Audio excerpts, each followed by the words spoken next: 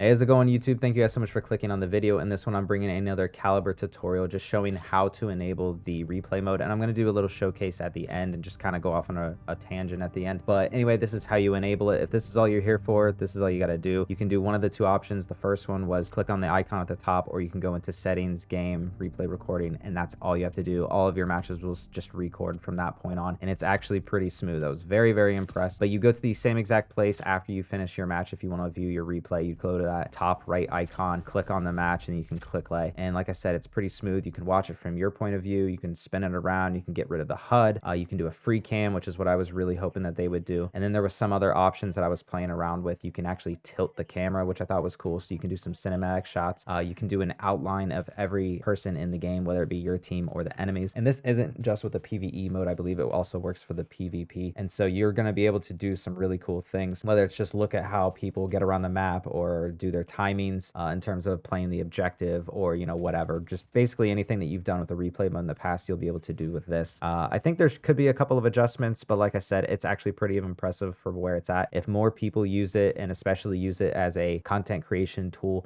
I think there's going to be a lot more support for it.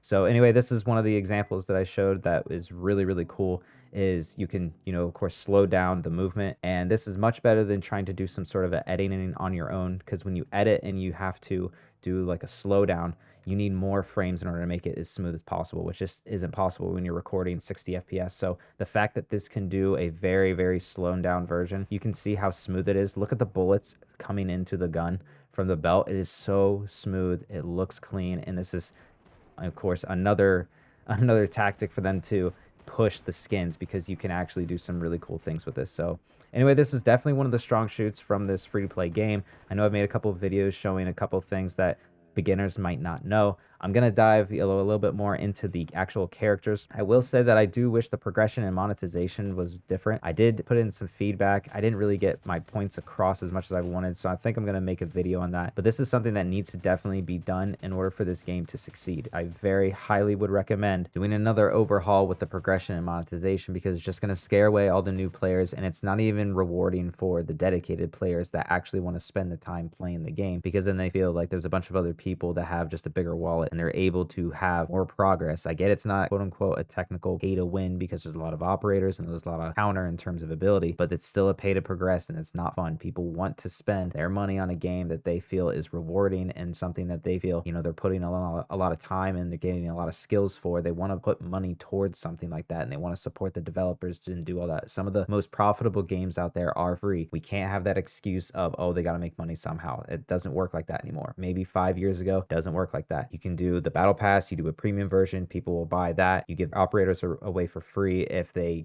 complete all the levels involved. You can have skins that you can work your way up to. The charters, if you flip those rewards, people can build up. If they grind those coins, they can do things like that, and there's a bunch of other things to do. So anyway, I'll make a video on that. Like I said, I'm gonna go ahead and leave it here. That's not the point of this video. So anyway, have a good one. Take care. Thanks for listening. Bye.